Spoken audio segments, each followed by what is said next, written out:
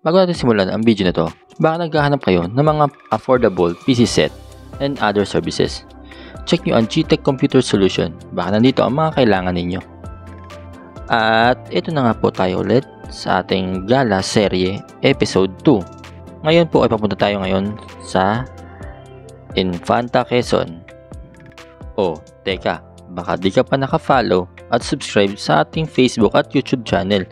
Baka pwedeng i-click nyo na yan, follow at subscribe button para updated kayo sa mga next videos natin.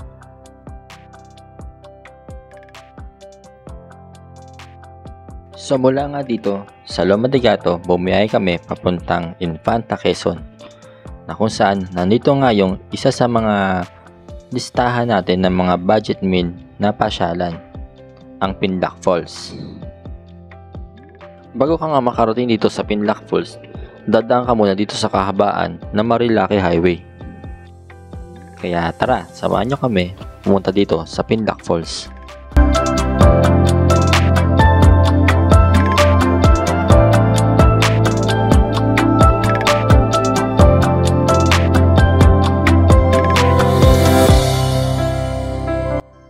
Mula nga dito sa arko ng Infanta, Quezon, or tinatawag nilang kilometer 90, ay tatakbo pa kami ng mga 30 minutes bago makarating sa Pinlac Falls.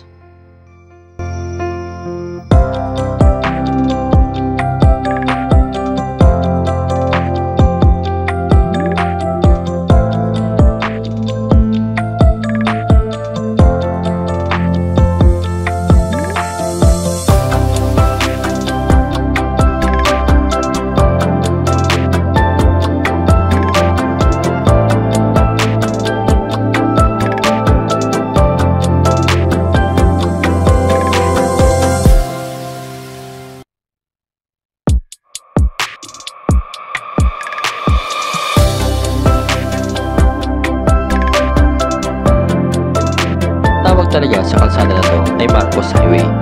Mas kilala lamang ito sa tawag na Marilaki, na ibig sabihin ay Marikina, Rizal, Laguna at Quezon.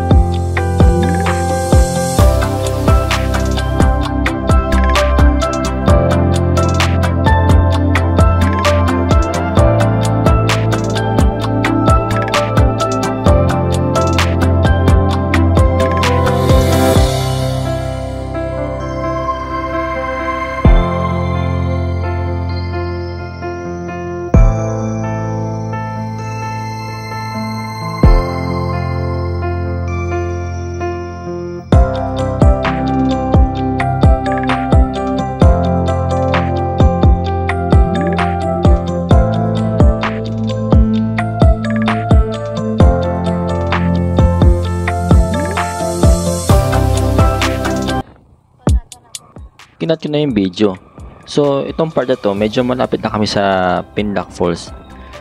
Pero, tingnan nyo naman tong lugar na to.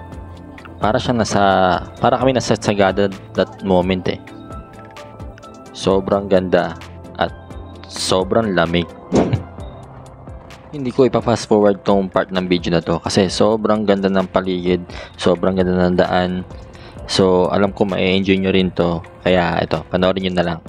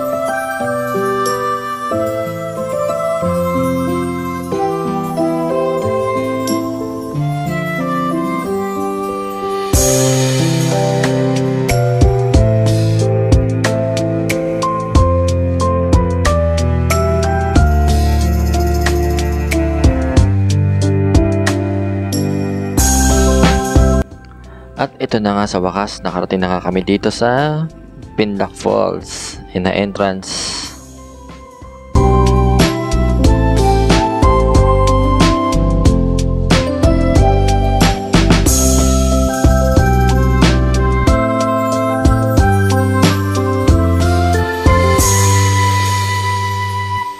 So ayan, dito na yung parking.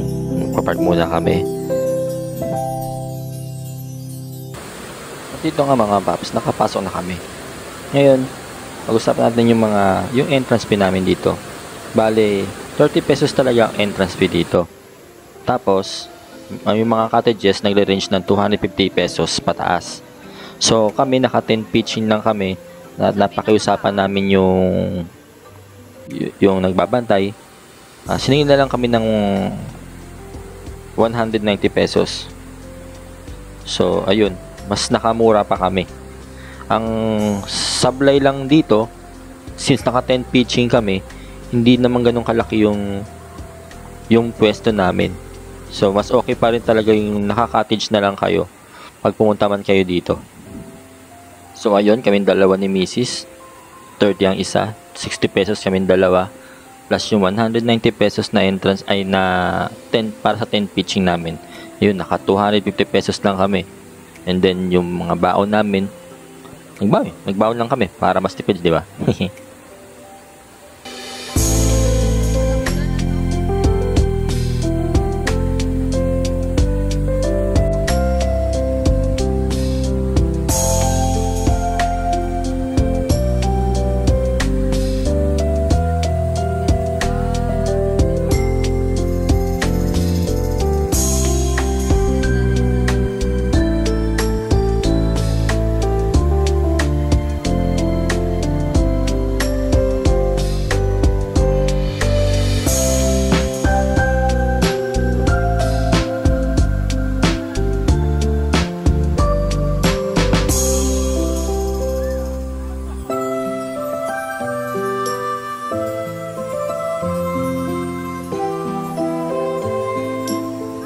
Nung gala serie episode 1 ay wala kaming video na naliligo kami. Ngayon meron. Pero grabe dito mga brother, sobrang lamig ng tubig. Palibasa galing to sa bundok eh. Tapos yung panahon dito pa, minsan maaraw, yun nga, minsan nag-uulan. Kanto dito sa sa Infanta Quezon eh. Pero ito grabe. Kaya karamihan sa mga nandito, yung mga rider na nagsibiguan dito, ay kanya-kanya silang inom. Pero kami, syempre hindi. Tamang ligo lang, diba? Tamang chill, tamang lang, pampabawas ng pagod, ganyan. Kaya pala mga brother, bale itong spot na nililigo namin dito, meron pa yan doon sa taas eh, meron pa yung isang parang mas malawak na falls doon sa taas, sabi ng ibang ng tao. So kami dito na lang kami, nag-stay na kami dito. Kasi, sobrang lamig na ng tubig eh. Akit ba kami doon sa taas?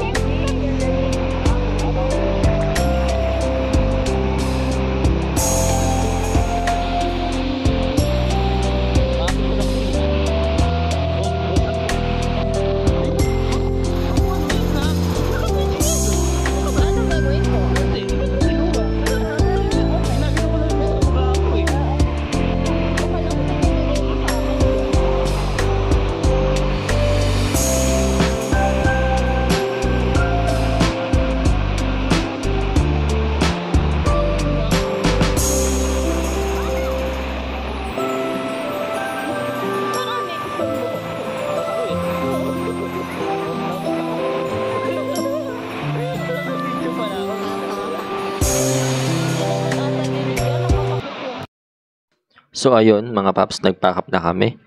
Hindi na kami magtatagal dito kasi baka gabihin pa kami pag-uwi.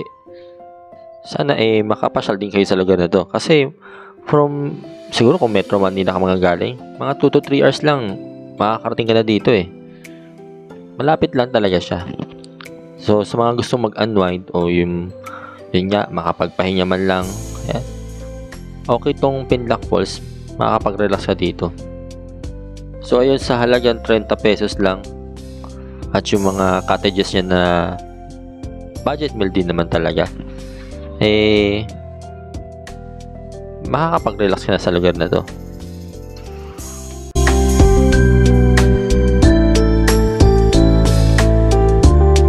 So ayun mga brother, dito ko natatapusin ang ating gala serie episode 2. Ride safe and see you on the next one.